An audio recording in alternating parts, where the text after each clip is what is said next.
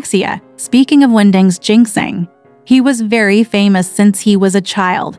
He and Chen Sheng lived close to each other, and their study rooms were only separated by a short wall. One evening, Chen Sheng passed by a desolate ruins and heard a woman crying from the pine forest.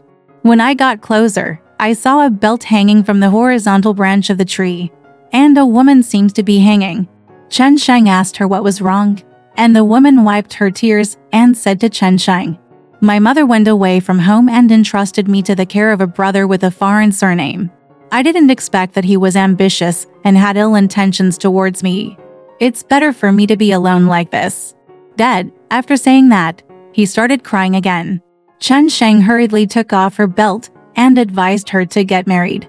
The woman was afraid that she would find someone reliable, so Chen Sheng asked her to live in his home temporarily. The woman agreed. After returning home, Chen Sheng lit a lamp and looked at the woman. He was overjoyed to see that she was very beautiful and wanted to sleep with her. The woman resisted fiercely, and the noisy sound of the two people was heard next door. After Jingsheng heard this, he jumped over the wall to take a look. When Chen Sheng saw Jingsheng coming, he let the woman go. When the woman saw Jingsheng, she stared at him unblinkingly for a long time before turning around and running away. The two chased for a while, but the woman disappeared without a trace. Jingsheng returned home, closed the door and was about to go to bed when the woman came out of the back room with a smile on her face. Jingsheng asked her in surprise, and the woman replied, "Chen's life is short and his fortune is shallow, so you can't trust him for your whole life." Jingsheng was very happy after hearing this and asked her name. The woman said, "My hometown is in Qi State. My surname is Qi and my nickname is Axia." Jingsheng was joking with the woman, but the woman didn't refuse, and then they slept together in the same bed. There are often friends coming and going in Jingsheng's study, and Axia always hides in the back room. After a few days, Axia said, "I will leave temporarily for a few days. There are too many people here, and I feel restricted and irritable. From now on, I will only come at night." Jingsheng asked, "Where is your home?" He replied, "It's not far away." After saying that, he left early, and he came again at night. The two of them had a deep love for each other. A few days later, Axia said to Jingsheng, "Although you and I love each other, it is still a matter of adultery. My father is an official in Xizang, and I will follow my mother tomorrow to find an opportunity to report to them. We've spent a lifetime together." Jingsheng asked, "How long will we be apart?" The woman said, "About 10 days. After the woman left, Jingsheng thought that living in the study alone was not a good idea. When he moved back home, he was afraid that his wife would be jealous of Axia. "I figured it would be better to divorce my wife." He had made up his mind, and from then on he would insult his wife whenever he saw him. His wife could not bear his insults and cried until she wanted to die. Jingsheng said, "You're still hurting me if you die. Please get out of here," and drove her away. The wife cried and said, "I have been with you for 10 years, and I have never done anything bad. Why are you so unkind to me?" Jingsheng ignored her and became more and more anxious to drive her away. When the wife saw that there was nothing she could do, she went out. From then on, Jingsheng repainted the house and cleaned it inside and out, looking forward to Axia's return. Unexpectedly, there has been no news from Axia, as if everything has disappeared into the sea. After his wife returned to her parents' home, she repeatedly asked Jingsheng's relatives and friends to intercede for her and try to get back together, but Jingsheng refused. So she remarried a man named Xiahou. Xiahou's residence is next to Jingsheng.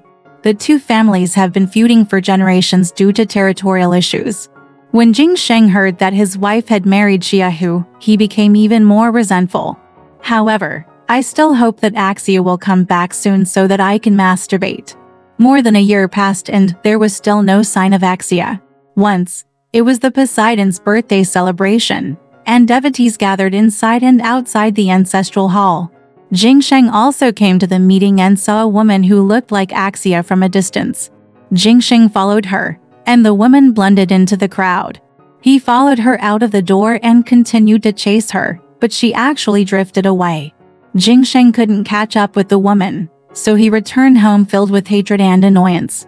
Later, half a year later, Jingxing saw a girl on the road, wearing a red dress, followed by an old servant, leading a black donkey.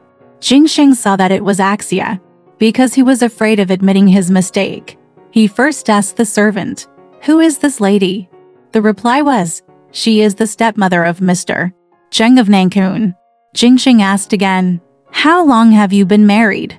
"Half a month." Jingxing wondered if he had recognized the wrong person. Hearing this, the woman looked back and Jingxing saw clearly that it was Axia.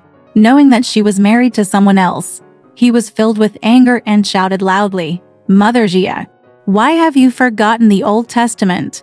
When the servant heard someone calling the mistress, he was very angry and wanted to beat Jingxing. The woman stopped her hastily, opened the curtain and said to Jingxing, "You are such a betrayal. How can you have the face to see me?" Jingxing argued, "You betrayed me yourself. How could I betray you?" The woman said, "You betrayed me. You have betrayed your wife more than you have betrayed me. You treat married couples like that, let alone others. In the past, I only agreed to marry you because of your ancestral virtues and your reputation on the list. Now because you have abandoned your wife, the underworld has deprived you of your official position. Wang Chang of Yukui, who started studying this year, is the person who replaced you. I am already the son of Mr. Zheng, so don't have any more thoughts." Jingxing bowed his head and couldn't say a word. Looking up at the woman, she was flying away with her whip raised, and there was only regret in her heart.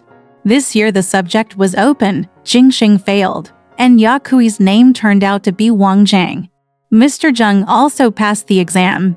As a result, Jingxing gained a reputation as a poor man.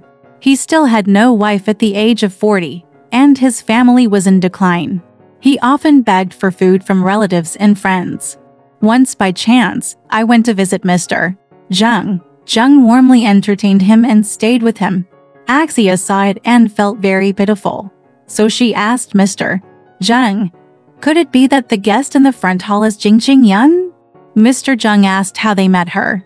Axia replied, "When I was not married to you, I was in his family has taken refuge and has been taken care of by him.